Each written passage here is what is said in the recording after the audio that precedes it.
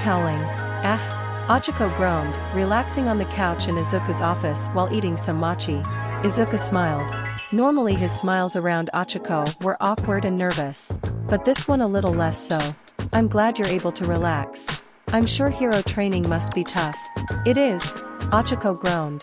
Mr. Aizawa is nice, but it also seems like he's on the verge of expelling someone at any moment. It's like there's a bomb that could go off any moment whenever we're in class. It's so stressful. With class being as stressful as it was, Ochako started coming over to Izuku's more often. For some free relaxation and free food. Did she feel bad about what could be perceived as taking advantage of their friendship? Yes. Did it feel better to feel like a rich person whenever she came here? Absolutely. And Izuku was more than happy to have her. Yeah, that sounds bad. Izuku knew the feeling. Back when he went to school, anytime he went even a little out of line, bad things happened. He was always on thin ice. Him, and him alone. And also, All Might is a terrible teacher. Ochako complained, taking a big scoop of her mochi to cool her off. He has to teach using a handbook and a script. And he's taught me nothing about how to use one for all. Well, to be fair, he didn't have to deal with the arm breaking. He could just use it right away. Izuku explained. Which is just so unfair. Ochako took another scoop. And it doesn't make any sense. Why could he use it without any problems and I break my arms? Well, I have a few ideas. Izuku took out a notebook. Firstly, it could be that the quirk is incompatible with your body. Many people are born with quirks that are completely incompatible with their bodies and have adverse effects far worse than the typical effects of overusing or misusing a quirk. And those are quirks they're born with. So there's an even bigger chance that one for all is incompatible with my body. Ochako leaned her head back on the sofa as she took in that possibility. It's also possible that one for all simply stocked up too much power. Izuku theorized. One for all increases in power with each user. But it's possible that one for all has gained more power than the human body could actually handle.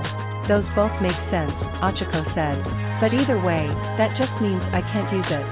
That may not be the case, Izuku said, causing her to perk up. 1. It's possible that one for all may adapt to your body, or vice versa, the more you use it. But every time you use it breaks whatever part one use it on, Ochako pointed out. Well, that's where the next part comes in. Izuku continued. I got an idea while I was training Kiba. How have you been using one for all? Well, Ochako blushed as she remembered All Might's explanation, deciding to phrase it a different way. I just turn it on, and whatever limb I use it one gets powered up and explodes with power. Literally. I see. There might be two issues there.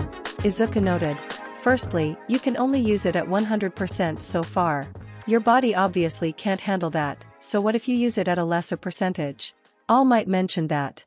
But he didn't tell me how to do it. Ochako said. He said something about an egg in the microwave. Izuku got confused for a moment, before eventually getting it. Oh, I see. When you put an egg in the microwave, the energy pools up inside of it. If too much energy pools up, it explodes. Oh, now that makes sense, Ochaco said. What you need to do is start spreading the energy out through your body, at a lower level of power, Izuku explained. The more spread out the energy is, it should be easier to control it. Ochaco thought about it for a moment, before suddenly sitting up. That might work. You can test it if you want. I don't think anyone is in the training room right now, Izuku said, looking at the cameras. Yeah, let's go. Ochaco looked down at her treat. After I finish my mochi. 8 minutes and 1 finished mochi later.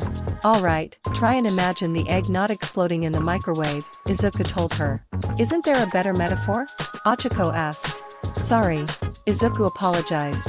Ochaco sighed, before readying herself. She took a bit of time to try and visualize it. Then, she turned it on. Power filled her body, her whole body this time. It was like every cell was being supercharged. But it was, more manageable. She felt like she could take it.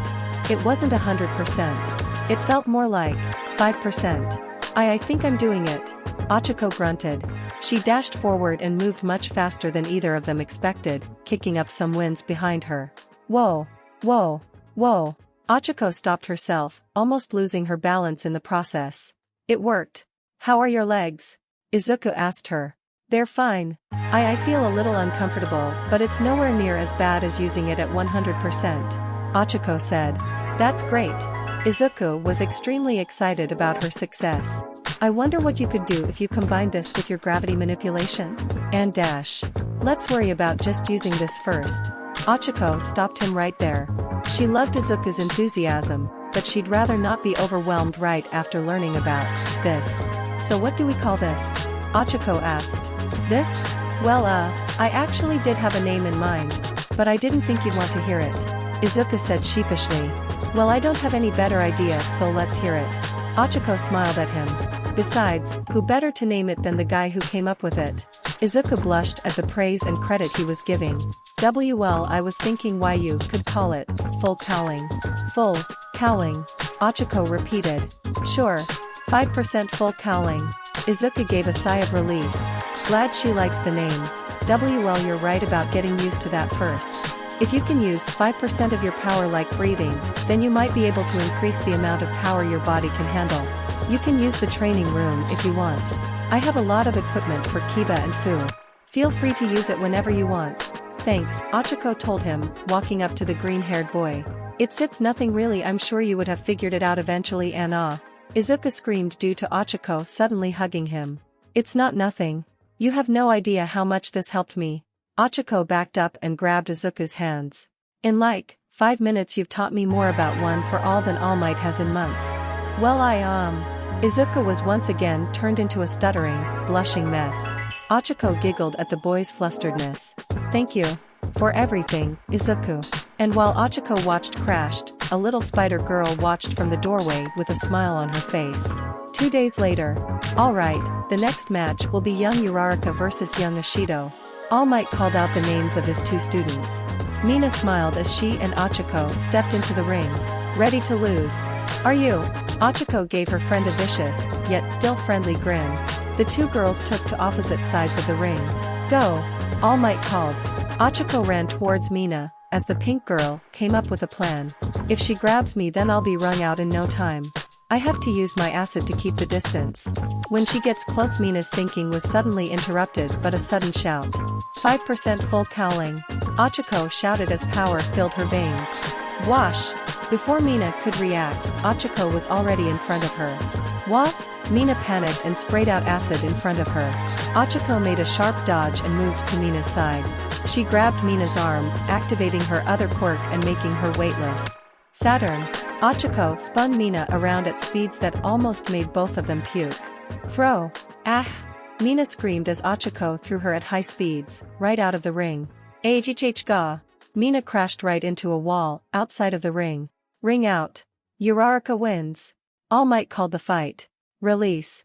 Ochaco deactivated both her quirks. Mina promptly fell to the floor, right on her butt. Ow. Sorry. Ochaco apologized to her pink friend. Whoa, did you see that? Kaminari called out. I didn't know Uraraka could move that fast. Zero said. Ochaco, what was that? Toru asked her friend. Yes, young Uraraka, I must say I am curious as to what that was?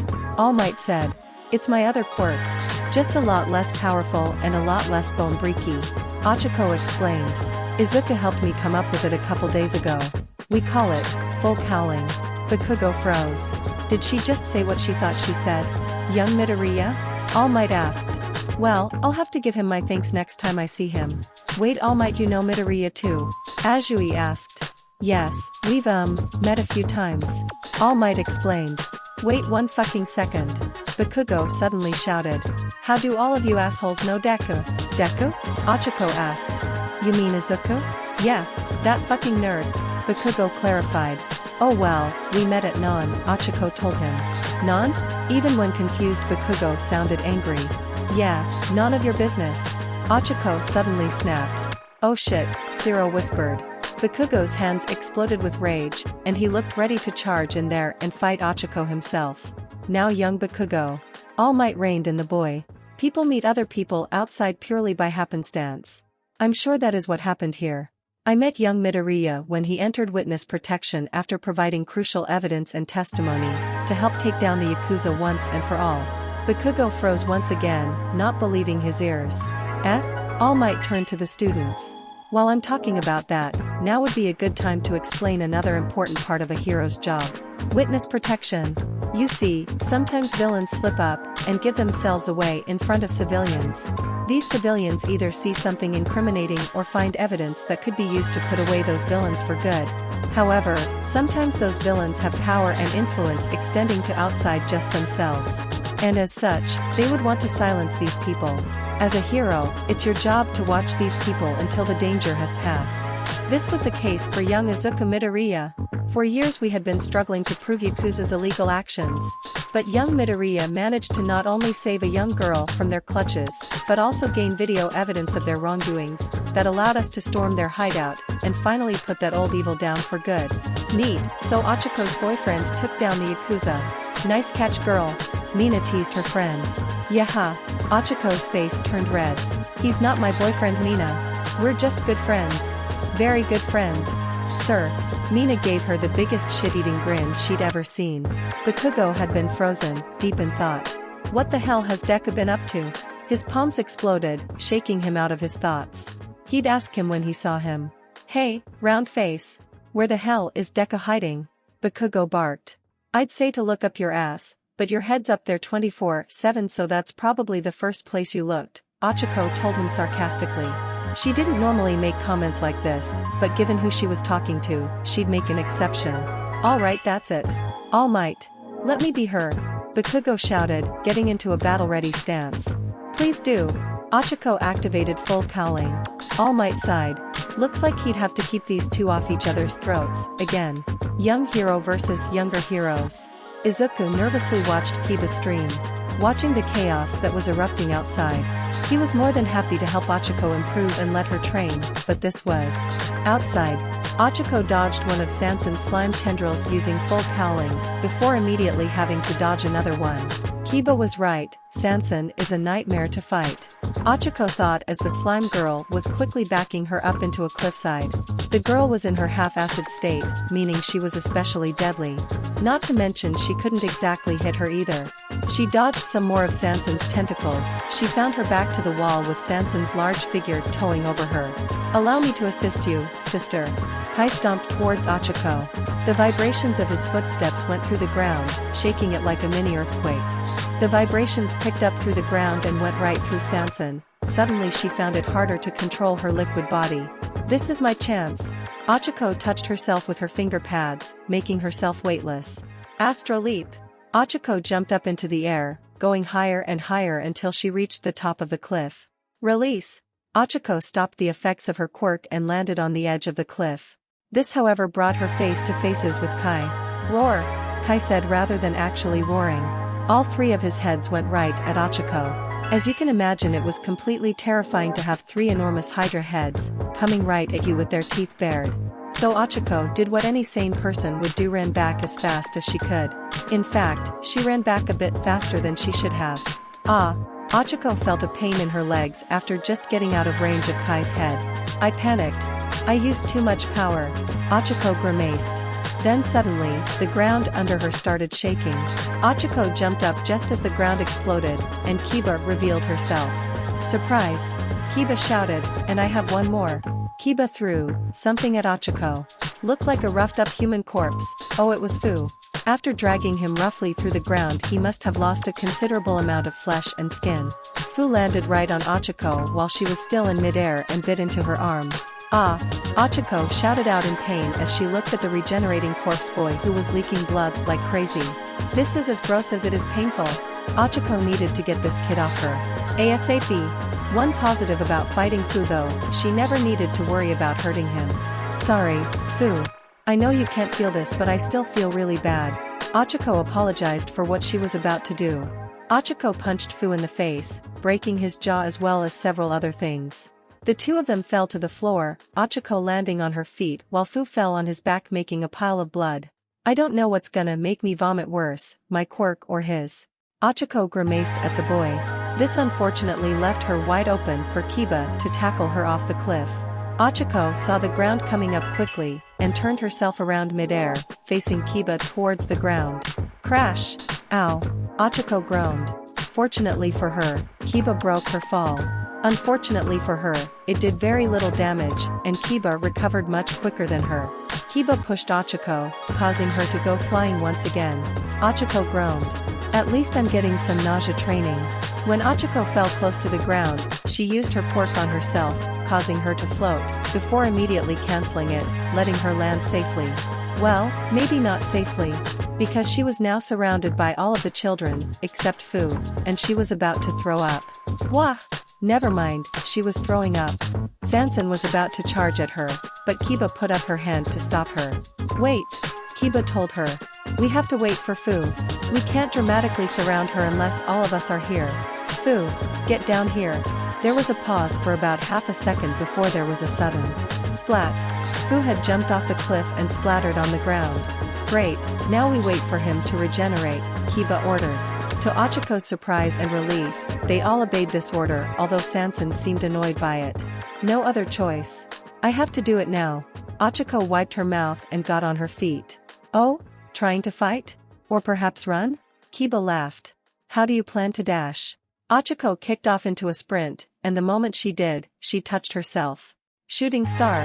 Ochaco shouted. Now weightless, Ochaco shoots off like a bullet into the thick forest. However, Ochaco hadn't quite mastered that move, leading her to crash and break through several trees until she landed in another clearing. Ow! Ochaco groaned as she pulled herself up. Remind me never to fight all the kids at once. Ever again. As she was getting up, Kiba ran right up to her. Ha! Clever trick. You may have escaped from my siblings for now, but my speed far outclasses them. Kiba broke out into a monologue, giving Ochaco time to think. There was a fallen tree right next to her, a big one. Ochaco touched the tree, making it weightless, and quickly picked it up. Comet home run. Ochaco swung the tree, hitting Kiba in the air. Curses! Kiba swore as she got hit further and further away. Ochaco sighed with relief. Hopefully, that keeps her down, or just keeps her away from me for a while. Stump! Suddenly a shadow loomed over her, as Kai had finally caught up. Ah, there you are. You are very strong, Ms. Uraraka. Thank you for this opportunity to fight a great opponent like you, Kai said. Ah, thank you, Kai, you are so sweet. Ochaco giggled, praising the boy's manners. You're welcome. Now please prepare to be beaten. One of Kai's heads came down towards Ochaco, but the brunette batted it away with her tree. Ow! Kai shook off the blow and kept trying to grab Ochaco with one of his heads, each time getting hit with the tree. Seeing how this wasn't working, Kai decided to try something else. He stomped the ground as hard as he could, causing the ground around them to break apart. With her footing breaking from under her, Ochaco tripped and fell on her butt, also dropping her tree. Aha! I have you now! Kai got so excited, he rushed Ochaco with all three of his heads. Ochaco, thinking quickly, used her quirk on the chunks of the broken ground beneath her, and when Kai came close enough, she threw it in his faces. Ah! Kai cried as the chunks of ground hit his faces and broke apart, getting dirt and rock in his eyes. He backed up and started shaking his heads, trying to get all the stuff out of his eyes so he could see again. When he finally did, he looked back down, only to notice that Ochaco was gone. Before he could react to that, however, thwack! While Kai had been trying to clear his eyes, Ochaco had used her quirk to jump high into the air with her tree, before coming back down and slamming the tree on Kai's middle head. Kai stumbled back, his middle head was now seeing stars. Ochaco meanwhile let go of the tree and used her quirk to lower herself gently to the ground. While the tree fell to the ground with a loud snap, breaking apart into splinters. Ow! Kai's left head groaned. That hurt. A lot. Kai's right head said. If you do not mind, I would like to withdraw from battle. Oh, did I hit you too hard? Ochaco asked him, concerned she may have overdone it. No, I'm sure I'll be fine. I just need to go rest for some time, Kai said as he stomped away. After Kai had gotten a considerable distance, Ochaco was immediately attacked by Sansan. The slime girl launched a surprise attack from the trees, grabbing Ochaco with her giant slimy hand and hitting her against a tree. Ah! Ochaco tried to grab onto Sansan, to free herself from the gooey girl's grip, but her hands just went right through her. What she did do was activate her quirk on her though. Suddenly Sansan felt light. Very light. Her body felt completely different. And a world of new capabilities was open to her. She lifted herself into the air, bringing Ochaco with her, before slamming her down onto the ground. Gah! The wind was knocked out of Ochaco as spit and blood came out of her mouth. Ochako couldn't move after that for a good couple of minutes. Having to spend those minutes recovering from the impact, struggling to breathe, and coughing out blood. Okay, I think this went too far. Ochaco was thinking of calling it quits when she saw Sanson in the air above her. It looked like the slime girl had completely forgotten about her, in favor of enjoying her new weightlessness. It looked like she was trying to fly by moving her body around. I don't really think I can beat her. My quirk only makes her stronger. If only I could make things heavier instead, Ochaco thought. And then suddenly Ochaco heard a noise, the same noise that happened whenever she activated her quirk. Splat! Sanson suddenly plopped to the ground. The slime girl tried to move, but much to her horror, she found she couldn't move upwards at all. What's worse is that the acidy parts of her were melting the ground beneath her, slowly putting her into a hole. Ochaco was surprised, to say the least. She didn't release her quirk, so why was Sanson on the ground now? She, cautiously, approached the slime girl and touched the non-acidic part of her. It felt heavy, but not the typical kind of heavy. It felt like something was pressing down on it. Like gravity itself had increased its effect on her. Did I do this? But my quirk only stops gravity. It doesn't make it stronger. Is this because of One for All? Ochaco wondered. WAP. EWAG. EAHG. Sanson tried to call out to Ochaco and ask her to stop, but making a mouth and vocal cords was hard with gravity pressing down on her like that. Oh. Sorry, Sanson. Make a squishy sound if you give up. Ochaco told her. Sanson made a sound like a sponge getting squeezed. Ochaco pressed her fingertips together. Release. Sanson felt the weight on her body vanish and she immediately started moving around, celebrating her freedom. Alright, now Ochaco heard an ahem coming from her left. She turned and saw Fu was standing there. I think we should stop now, Fu told her. When Kiba comes back she'll probably be a bit less confident and a bit more punchy, so we should stop before your injuries get even worse. Ochaco thought about it for a moment. She felt the pain and nausea course through her body and decided that Fu was right. Yeah, let's stop here. Ochaco sat down, taking deep breaths, and finally letting herself relax. Vrush! Aha! Did you think you could get the best of me? Kiba dashed into the clearing. You may have caught me by surprise before, but now I dash. The fight is over, Fu told her. Kiba instantly deflated, all the wind being taken right out of her sails. Oh come on. Kiba stomped the ground in frustration. Sorry Kiba. Not everyone can have as much stamina as you. Ochaco stroked the girl's ego. You're just too strong. Kiba's frustration dissipated, and a confident smirk appeared on her face. Well, I suppose that is a downside of being so great. Shiroku, did you get everything? Shiroku jumped down from one of the nearby trees, holding a camera which she had been using to record the entire fight. It was a little hard given that you all kept dashing around the forest. But I did the best I could. Shiroku sighed. Next time, try to stay in the same area. Kiba was about to say something but Fu had a feeling it would be something snarky and ungrateful, so he shoved his fingers in her mouth and broke them off using her teeth. We'll try. Next time. 10 minutes later. I can't believe you actually fought them all at once, Izuku told Ochaco as he patched up her wounds.